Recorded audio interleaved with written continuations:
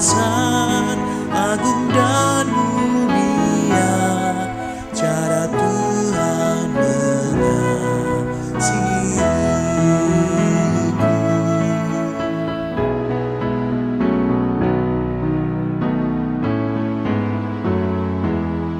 Sedalamnya laut, seluas angkasa, cara Tuhan mengasihiku. Seharum kembang yang tetap semerbak, cara Tuhan mengasihiku. Damai-Nya tetap besertaku, dan surgalah pengharapanku.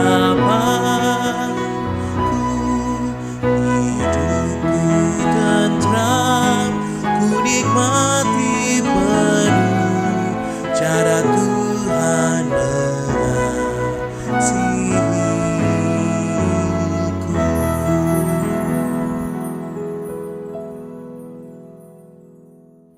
Selamat pagi, Shalom Bapak Ibu dan saudara-saudara yang dikasihi Tuhan Yesus.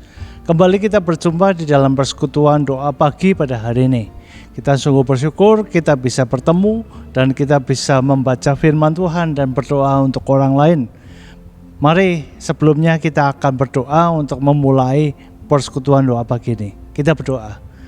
Bapa dalam surga, kami mengucap syukur atas semua berkat yang sudah Kau berikan kepada kami dan akan kami dapatkan kembali di waktu-waktu yang datang ataupun kapanpun, karena berkat-Mu melimpah untuk kehidupan kami. Saat ini kami ingin mendengarkan firman-Mu. Saat ini kami ingin merenungkan firman-Mu. Biarlah ini dapat menjadi tuntunan di dalam kehidupan kami. Terima kasih Tuhan, Kau juga berkati hamba-Mu. Biarlah apa yang dia perdengarkan, apa yang dia percakapkan, biarlah apa yang dia renungkan, apa yang diungkapkan, semuanya sesuai dengan kehendak-Mu saja. Berkati semua peralatan yang dipakai sehingga pesan-Mu dapat tersampaikan dengan baik dan jelas. Bukalah hati dan pikiran kami, dan biarlah Roh Kudus terus menyertai kami di dalam perenungan untuk persekutuan doa pagi pada hari ini. Di dalam nama Yesus kami berdoa. Amin. Bapak, Ibu, dan saudara-saudara sekalian yang dikasihi Tuhan, kita akan merenungkan satu ayat saja dari Amsal 4 ayat 23. Amsal 4 ayat 23. Saya akan membacakan untuk kita semua. Jagalah hatimu dengan segala kewaspadaan, karena dari sanalah terpancar kehidupan. Jagalah hatimu dengan segala kewaspadaan, karena dari sanalah terpancar kehidupan. Nah Bapak Ibu, saya teringat ketika saya masih kecil. Saya waktu itu ya di tahun 70, tahun 80, keluarga saya mempunyai sebuah sumur ya. Mempunyai sumur yang sangat jernih, sangat bening, dan itu untuk kehidupan konsumsi, kehidupan untuk makan, untuk minum, untuk keperluan sehari-hari, minum, mandi, dan keperluan yang lain, memasak juga. Nah, waktu itu memang belum seperti sekarang, karena sekarang sudah semua orang hampir memakai air galon atau air isi ulang ya. Tetapi dahulu ketika saya masih kecil, saya masih memakai air sumur karena masih bersih, bening, dan masih bisa dimanfaatkan untuk minum. Tetapi kalau sekarang ternyata sudah tidak bisa lagi. Tidak bisa karena pada waktu itu ketika rumah kami bersebelahan dengan bengkel, ternyata bengkel itu membuang oli ya, membuang oli itu dengan sembarangan. Dia buang saja ke tanah dan akhirnya itu merembes ke dalam sumur dan akhirnya sumur itu tercemar. Nah, Kalau sumur sudah tercemar, ya sudah, kami tidak bisa menikmati sumur yang bening dengan air yang bening lagi, tetapi dia sudah tercemar.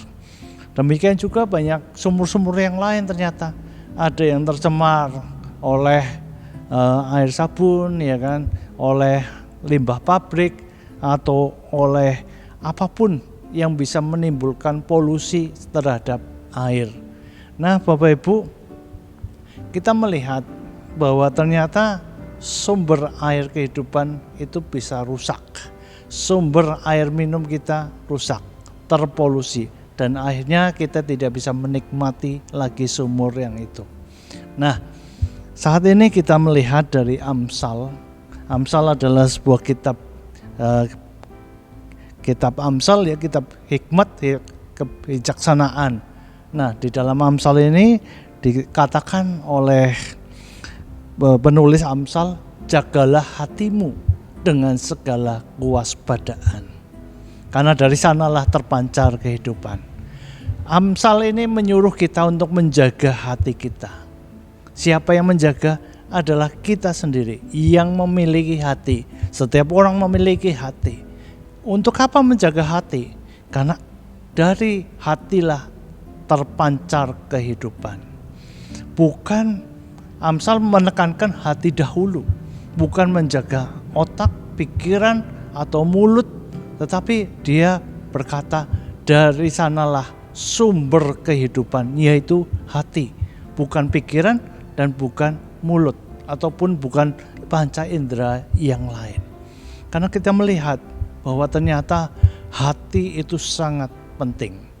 Hati itu bisa terpolusi, hati itu bisa terpengaruh bagaimana kita hidup. Apakah kita hidup dengan pola hidup yang baik, dengan berpikir yang baik, dengan mempunyai rencana yang baik. Demikian juga sebaliknya, dari hati kita bisa juga memiliki pola hidup yang jelek, pola hidup yang jahat, mempunyai pikiran-pikiran yang jahat, karena hati yang terpancar itulah mempengaruhi pikiran, mempengaruhi mulut kita, lidah kita, dan mempengaruhi seluruh kehidupan kita. Nah, Bapak Ibu, kita melihat bahwa ketika kita sudah dewasa, kitalah yang menjaga hati kita. Tetapi bagaimana ketika kita masih kecil? Siapa yang menjaga? Nah, ketika saya bertanya ini dan merenungkan, ternyata yang mengisi hati kita, yang memberikan perbendaharaan kepada hati kita, perbendaharaan yang baik-baik, itu adalah orang tua kita atau siapapun yang di sekitar kita, lingkungan kita. Nah, ketika kita mempunyai anak misalnya, baru berumur di bawah 17 tahun, dari situlah kita memberikan perbendaharaan yang baik, gudang-gudang moral yang baik, supaya hatinya terisi dengan moral yang baik, mempunyai tingkah laku yang baik, pikiran yang baik, dan pikiran yang positif.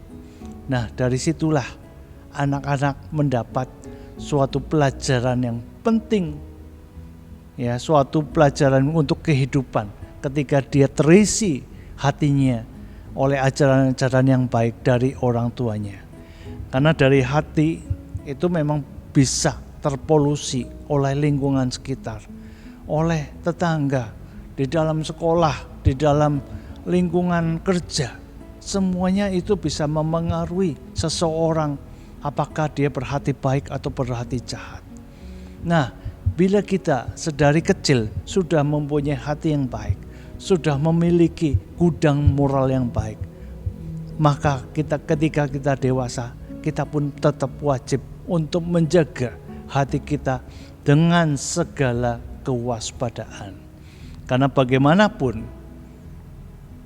dalam kehidupan ini tentulah tidak mudah, tentulah banyak pengaruh, tentulah banyak sesuatu yang ikut memberikan kita nilai-nilai duniawi nilai-nilai kemakmuran, nilai-nilai kesuksesan, nilai apapun di dalam dunia ini yang mungkin dunia anggap benar, dunia anggap itu 100% betul secara logika, tetapi mungkin bertentangan dengan Alkitab.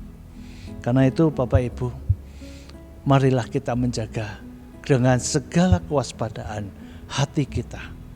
Kita jaga dengan membaca Alkitab, mendengarkan perkataan firman Tuhan, mendengarkan khotbah, mendengarkan renungan, mendengarkan apapun yang positif, supaya hati kita tetap baik, hati kita tetap sesuai dengan kehendak Tuhan. Itulah yang Tuhan mau. Jagalah hati kita dengan segala kewaspadaan. Terpujilah Tuhan. Tuhan memberkati kita semua. Amin. Bapak Ibu, kita akan masuk ke dalam doa syafaat. Kita akan memasuki beberapa pokok doa. Mari kita berdoa. Bapa dalam surga, kami mengucap syukur atas renungan di mana kami diingatkan untuk menjaga hati kami dengan segala kewaspadaan. Karena begitu banyak polusi, karena begitu banyak lingkungan yang bisa mempengaruhi hati kami. Biarlah hati kami tetap benar, tetap tulus, tetap suci, tetap kudus di hadapan-Mu, supaya kami layak di hadapan-Mu.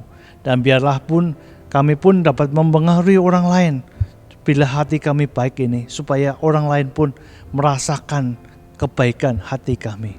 Terima kasih Tuhan, biarlah kami dapat menjaga hati kami dengan segala kewaspadaan. Kami juga pada saat ini berdoa Tuhan untuk bangsa dan negara kami. Kami berdoa ketika pada bulan suci Ramadan ini mayoritas penduduk Indonesia Muslim dan melaksanakan ibadah puasa. Biarlah mereka pun dapat menjalankan ibadah puasa dengan baik, dan biarlah segala sesuatu dapat mereka rayakan ketika saatnya tiba untuk Idul Fitri.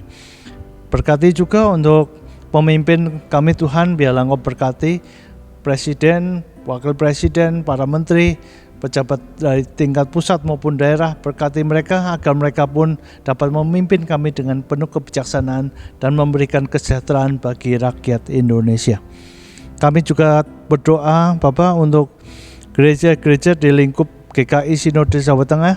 Biarlah Engkau terus memberkati agar terus bertumbuh dan berkembang.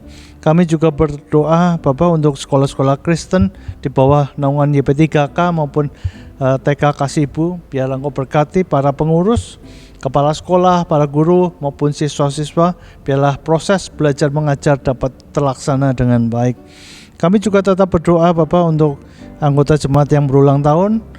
Biarlah kebahagiaan mereka dengan bertambahnya umur, biarlah mereka makin bijaksana. Kami juga berdoa untuk proses pembangunan tanah makam di Kaliori Tuhan. Berkati panitia, berkati juga proses yang sudah dan sedang dilaksanakan. Biarlah semuanya dapat sesuai dengan apa yang sudah direncanakan. Kami juga tetap berdoa Tuhan untuk saudara kami, orang tua kami yang lanjut usia, lemah fisik, dan dalam pemulihan. Kami berdoa untuk Bapak Sutejo, Ibu Hernanto Teja, Ibu Gan Kecang, Ibu Ayong, Ibu Abraham Werimon, Ibu Heni Supeni, Ibu Handoyo, Ibu Gianti, Bapak Duyanto, Ibu Sylvia Petra, Ibu Tauruk, Ibu Ratna Haryani, Ibu Kustoro. Dan berkati juga saudara-saudara kami yang mungkin belum disebutkan. Tolong Tuhan berkati dan berikan mereka kekuatan secara iman. Berkati juga mereka yang merawat, biarlah mereka pun dapat merawat dengan penuh kasih sayang dan kesabaran. Bila sebentar lagi kami akan melakukan aktivitas kami, biarlah Engkau terus menyertai kami, dan biarlah kami pun dapat menjaga hati kami dengan segala kewaspadaan. Dalam nama Tuhan Yesus kami sudah berdoa dan mengucap syukur. Amin. Demikian Bapak Ibu persekutuan doa pada pagi hari ini. Biarlah renungan ini dapat memberikan pertumbuhan iman kepada kita semua. Tuhan memberkati kita. Amin.